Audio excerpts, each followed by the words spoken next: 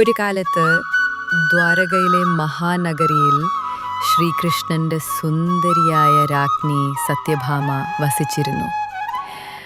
അവൾ ഭർത്താവിനോട് അർപ്പണബോധമുള്ളവളായിരുന്നെങ്കിലും തൻ്റെ സൗന്ദര്യത്തിലും കൃഷ്ണന്റെ ഹൃദയത്തിലെ തൻ്റെ പ്രത്യേക സ്ഥാനത്തിലും അല്പം അഭിമാനം കൊണ്ടിരുന്നു. ദൂരെ വൃന്ദാവനത്തിൽ രാധ ജീവിച്ചു. ഒരു രാജ്ഞിയായിരുന്നില്ല അവൾ, മറിച്ച് കൃഷ്ണനോടുള്ള അവളുടെ പരിശുദ്ധവും അചഞ്ചലവുമായ സ്നേഹത്തിൽ നിന്ന് സൗന്ദര്യം കണ്ടെത്തിയ ഒരു സാധാരണക്കാരിയായിരുന്നു. എല്ലാറ്റിനെയും അതിശയിക്കുന്ന സ്നേഹമായിരുന്നു അത്.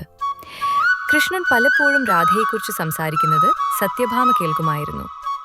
രാധയുടെ നിസ്വാർത്ഥമായ സ്നേഹത്തെക്കുറിച്ചും ഓരോ നിമിഷവും കൃഷ്ണൻ രാധയിൽ കണ്ടെത്തുന്ന ആത്മബന്ധത്തെക്കുറിച്ചും പറയുമ്പോൾ സത്യഭാമയുടെ ഉള്ളിൽ ഒരു നേരിയ അസൂയയുടെ കല്ലെടുത്തിരുന്നു.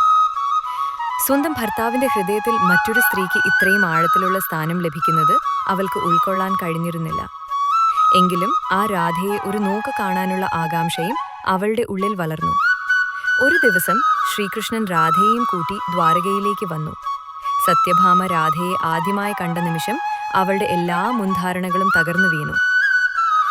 രാജ്ഞിയുടെ പ്രൗഢിയോ ആഭരണങ്ങളുടെ തിളക്കമോ ഇല്ലാതെ ശാന്തമായ പുഞ്ചിരിയോടെയും കണ്ണുകളിൽ നിറഞ്ഞു നിന്ന സ്നേഹത്തോടെയും നിൽക്കുന്ന രാധയെയാണ് സത്യഭാമ കണ്ടത്.